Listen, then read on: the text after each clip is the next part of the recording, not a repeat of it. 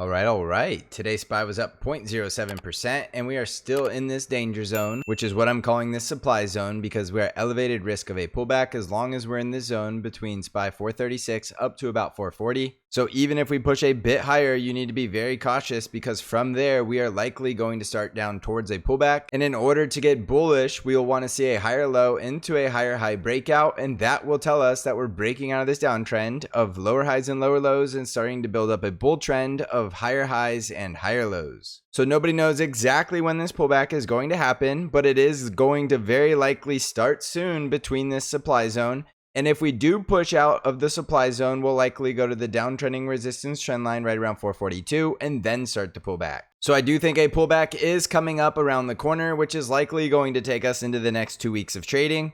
And then from there, we're either going to get the bullish scenario of the higher low, higher high, or we're going to break down and continue a bearish scenario. And this will be the next lower high before the next lower low. It's impossible to know which one's going to play out until we start getting more confirmation from the price action. All we know right now is that we are still in a bearish configuration until we get that higher low into a higher high breakout, and that will confirm the bullish scenario. So in the short term, look for upside resistance at the gap fill above 438, the resistance at 440, and the resistance trend line just above 442. To the downside, we're looking for support at SPY 430, and if we break 430, we'll likely come down towards 423. On the NASDAQ 100 triple Qs, we were up 0.06% today, and the triple Qs have the second day in a row closing above this breakout level at 370, which was also the downtrending resistance trend line. But as I said with SPY, this isn't bullish until we get that higher low into a higher high and confirm a bull trend. There's no way, in my opinion, that we're just going straight up without this higher low, so even though we don't know exactly when the higher low is coming, it should be very soon that we start to pull back. And then during that pullback, if we can bounce and build a higher high after the higher low, then we can start to say we're back into a bull trend. So it's going to take a lot of patience and discipline until this plays out. And to the downside, we're looking for support at 370,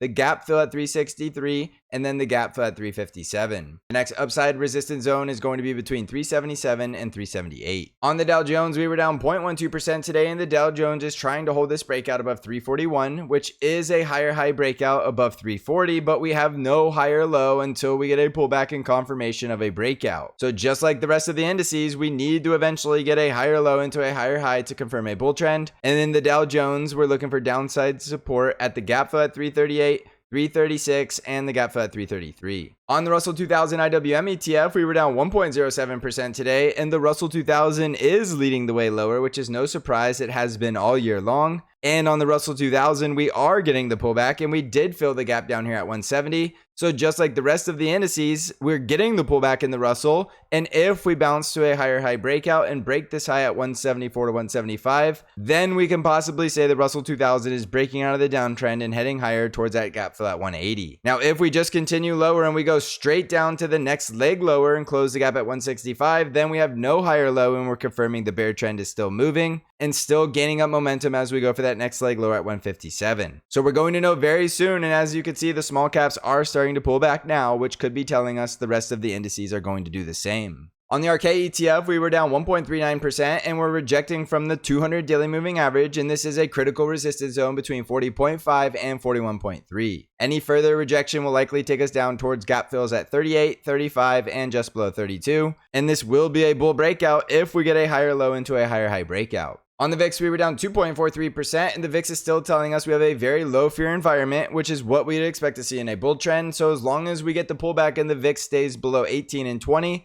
it is possible we are continuing into the bull trend. If at any point the VIX gets above 20, that's going to be more indicative of a bear trend. On Bitcoin, we're currently up about 0.25%, and Bitcoin is trying to hold this breakout above 35,000, which means it could be trying to push higher towards that next leg higher at 37,000. This is clearly a bull trend, and we're bullish as long as we're above 32,000, but don't rule out the possibility of a pullback to a higher low before we continue higher. On Tesla stock, we were down 0.03% today, and Tesla is getting very tight within this range between the rising 200 daily moving average at 220 and the negatively sloping 20 daily moving average just below 223. I still view this as a range between 214 and 230, and if we break above 230, look for the gap fill at 242.